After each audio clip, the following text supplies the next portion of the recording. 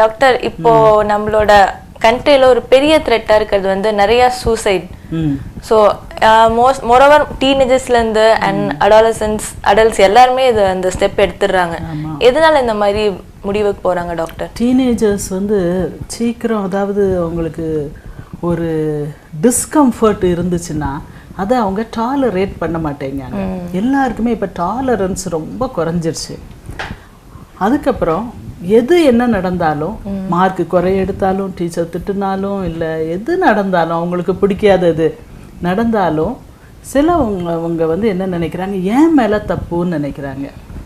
Something wrong with me, எனக்கு வந்து சரியாக படிக்க முடியல, நான் வந்து விளையாண்டுக்கிட்டே இருக்கேன், நான் வந்து என்னுடைய ஒரு என் முகம் அசிங்கமாக இருக்குது, நான் என் ஹைட்டு காணாது, என்கிட்ட பணம் இல்லை, என்கிட்ட பைக் இல்லை, அதனால தான் அந்த பெண் என்னைய லவ் பண்ண மாட்டேங்கிறா அப்படின்னு சொல்லிட்டு அது தங்களை சார்ந்த விஷயங்களாகவே எடுக்கிறாங்க. இப்போ ஒரு காரியம் நடக்குதுன்னா அதுக்கு பல ரீசன்ஸ் இருக்கலாம்.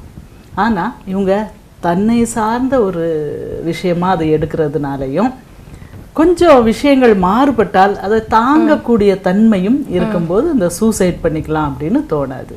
ஓகே, அதுல இருந்து அவங்க எப்படி வெளில வருது டாக்டர்? அதாவது பிள்ளைகள் தாங்களே ஸ்ட்ரெஸ் பண்ணிக்கிடுவாங்க. டீனேஜர்ஸ் வந்து உலகத்தையே இம்ப்ரெஸ் பண்ணணும், நம்ம எல்லாரையும் இம்ப்ரெஸ் பண்ணணும், நிறைய இது பண்ணணும், ஜாலியாக இருக்கணும், சந்தோஷமாக இருக்கணும் அப்படின்னு நினைக்கிறாங்க. சந்தோஷமாக இருக்கணும்னு நினைக்கிறதுல ஒரு தவறு இல்லை. எல்லாரும் சந்தோஷமாக தான் இருக்கணும். அதுக்காகத்தான் இந்த உலகத்தில் நம்ம பிறக்கிறோம். ஒவ்வொரு நொடியையும் நம்ம சந்தோஷமாக மகிழ்ச்சியாக நிம்மதியாக காலம் கழிக்கிறதுல ஒரு தப்பும் இல்லை. அப்படி இருக்கிற யங்ஸ்டர்ஸை நான் இப்போ பார்க்குறதெல்லாம் அம்மா அப்பா அண்ட் டீச்சர்ஸ் தேவையில்லாத ஒரு ப்ரெஷருக்குள்ளே அவங்கள கொண்டு போகிறாங்க. இப்படி படித்தா தான் முடியும், இப்படி மார்க் எடுத்தால் தான் முடியும். நாங்கள் படிக்கிற காலத்துலலாம் பிள்ளைகளா நீங்கள்லாம் நாங்கள் எல்லாம் காம்படிஷன் போவோம். நீங்கள் தோத்தீங்கன்னா உங்களுக்கு ஒரு கேக், ஜெயிச்சிங்கன்னா உங்களுக்கு ஒரு கேக் தருவேன், தோத்தீங்கன்னா 2 கேக் தருவேன் அப்படி சொல்லி தான் எங்கள் ஹெட் மிஸ்ட்ரஸ் அனுப்புவாங்க. அவங்க வந்து மிஸ் பொண்ணுத்தாயின்னு சொல்லிட்டு தூத்துக்குடியில் அந்த சுப்பையா வித்யாலயம் ஸ்கூல், அதில் தான் நான் படித்தேன். ஓகே. ஸோ தோல்வியை வந்து ஈஸியாக சந்தோஷமாக ஏற்றுக்கொள்ளக்கூடிய ஒரு மனநிலையை எங்களுக்கு ஸ்கூல் உருவாக்கி கொடுத்தது. ஆனால் இப்போ என்ன செய்கிறாங்க, வெற்றியை நோக்கி தான் இருக்கணும், தோல்வி அன்அக்செப்டபிள் அப்படிங்கிற மாதிரி பேரண்ட்ஸு எல்லாரும் அது பண்ணுறதுனால அந்த யங்ஸ்டர்ஸ் மேலே நிறைய ப்ரெஷர் வருது. கண்டிப்பாக டாக்டர். அண்ட் ரீசெண்டாக நான் ஒரு பேப்பரில் பார்த்தேன், ஒரு எம்என்சியில் ஒர்க் பண்ணுறவங்க வந்து லவ்வரையே மர்டர் பண்ணிடுறாங்க, இந்த மாதிரி எக்ஸ்ட்ரீம் கேசஸ்லாம் கூட போகிறாங்க. இதெல்லாம் என்ன டிப்ரெஷனா டாக்டர்? இது எதனால் அந்த மாதிரி ஆகுது?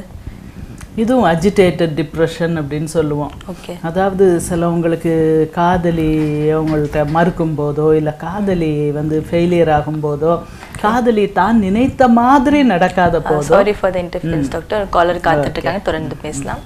வணக்கம், ஷாலினி டிவியின் மனம் தெரிந்து பேசும். யார் எங்கேருந்து கால் பண்றீங்க? மேடம், நான் கோயம்புத்தூர்ல பேசுறேன் மேடம். கோயம்புத்தூர்ல இருந்து மேடம் கிட்ட உங்க மனம் தெரிந்து பேசுங்க சார். சரிங்க, ஓகே மேடம். சொல்லுங்க sir. Madam, good afternoon madam. Good afternoon sir. நான் கோயம்புத்தூர்ல சந்திர பேசுறேன் மேடம்.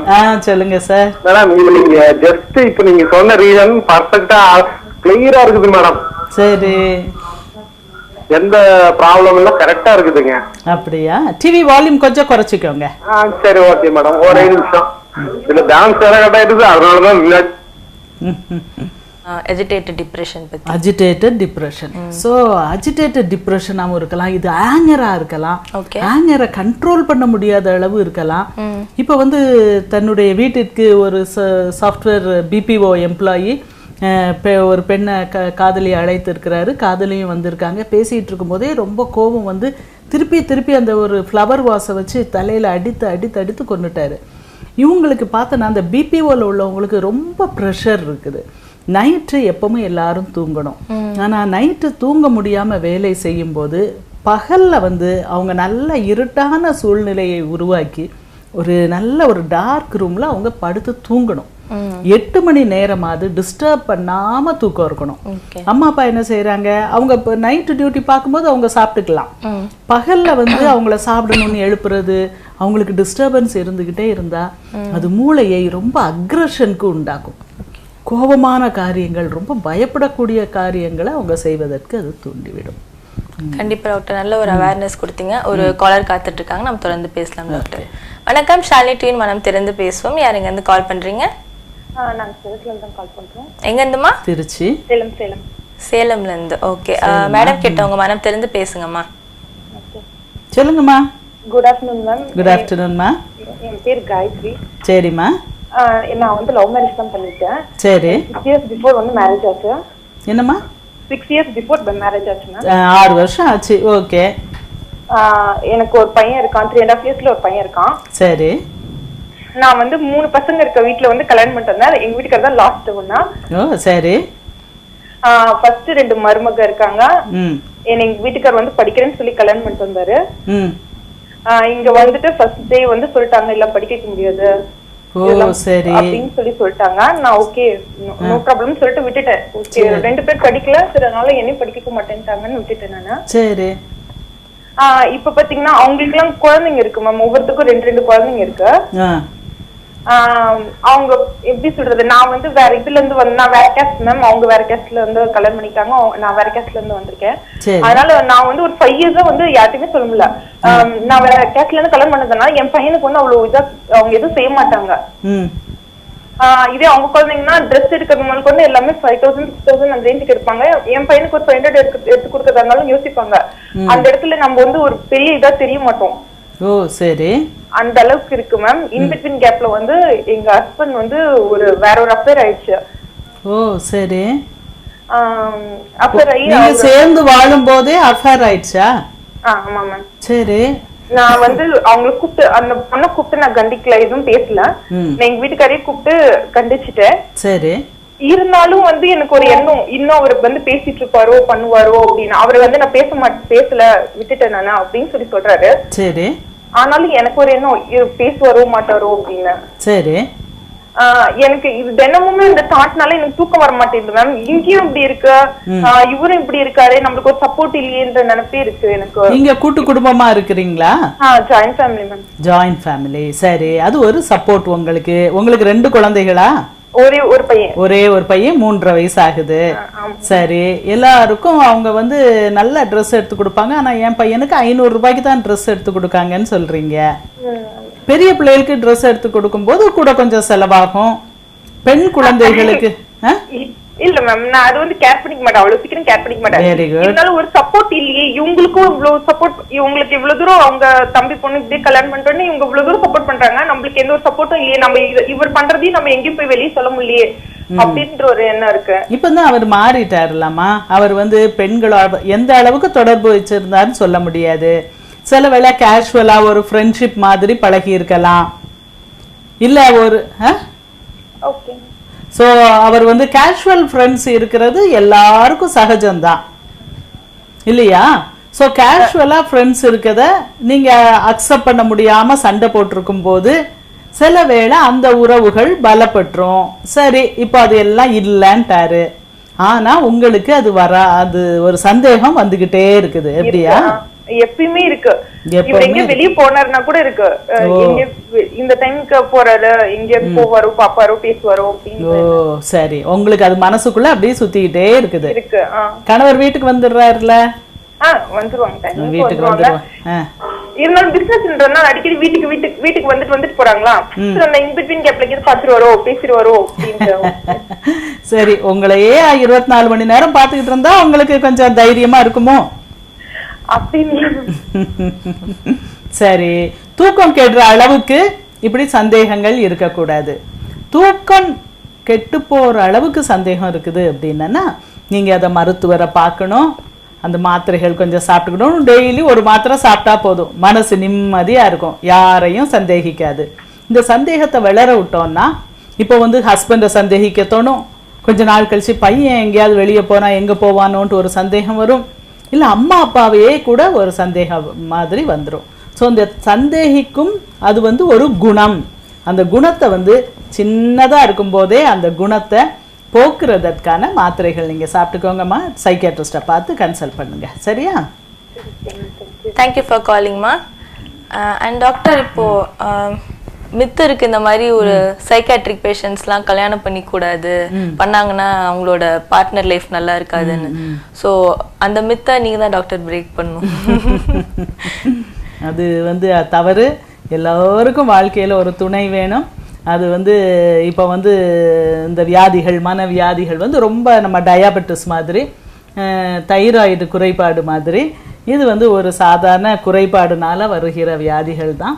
அதனால இதை பற்றி யாரும் கவலைப்பட வேண்டியதில்லை. கல்யாணம் பண்ணிட்டு தகுந்த ட்ரீட்மெண்ட், தகுந்த சப்போர்ட் இருந்துச்சுன்னா அவங்க நல்லா நிறைய அச்சீவ் பண்ணுறாங்க. கண்டிப்பாக டாக்டர், ரொம்ப அழகாக சொன்னீங்க டாக்டர். ஒரு காலர் காத்துட்டு இருக்காங்க, நம்ம தொடர்ந்து பேசலாம்.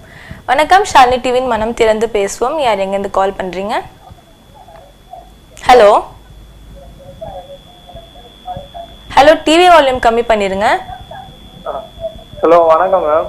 வணக்கம், சொல்லுங்க மேம். எனக்கு நைட் டைம்ல தூக்கம் இல்லை. எனக்கு ஏதாவது ஒன்று நான் அச்சீவ் பண்ணிட்டேன்னா அது போய் அடைஞ்சாகணும்னு தோணுது. ஏதாவது ஒன்று ஃபீல் பண்ணீங்கன்னா அது அடைஞ்சாகணும்னு தோணுதா? ஆமா, அந்த மாதிரி என்ன வந்து.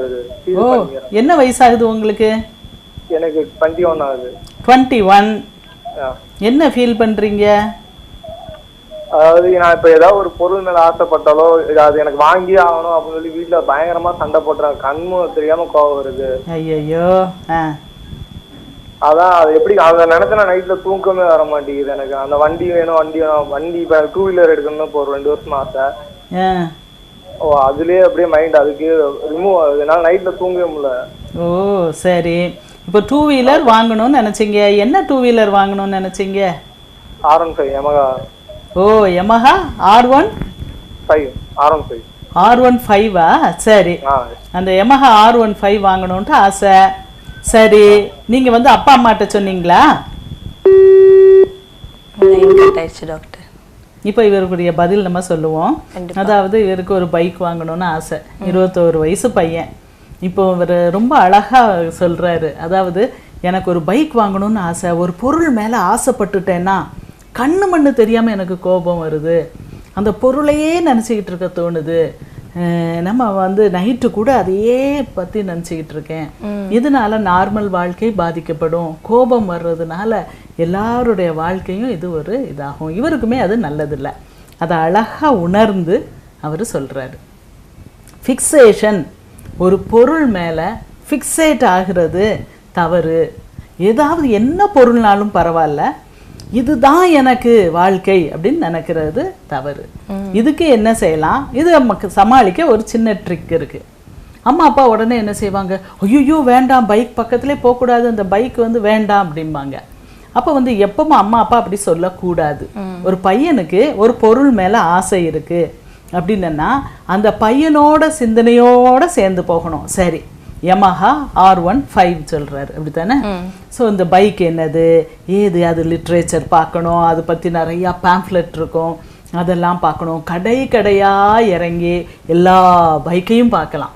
R100 எங்கே விலை கம்மியாக இருக்குது, எங்கே இருக்குது, எப்படி இருக்குது, இப்படி பல பைக்கை பார்க்கலாம். அம்மா அப்பா என்ன செய்வாங்க? பைக்கு பக்கத்துலேயே போக பயப்படுவாங்க, அந்த கடையை மிதிக்கிறதுக்கே பயப்படுவாங்க. பையனுடைய ஆசை ரொம்ப அதிகமாயிரும்ட்டு. ஆனால் பைக்கை பார்க்க பார்க்க, பல பைக்கை பார்க்க பார்க்க, டெஸ்ட் டிரைவ் 2-3 இடத்துல ஓட்டி பார்க்கலாம். போக போக அந்த வெறி அடங்கிரும்.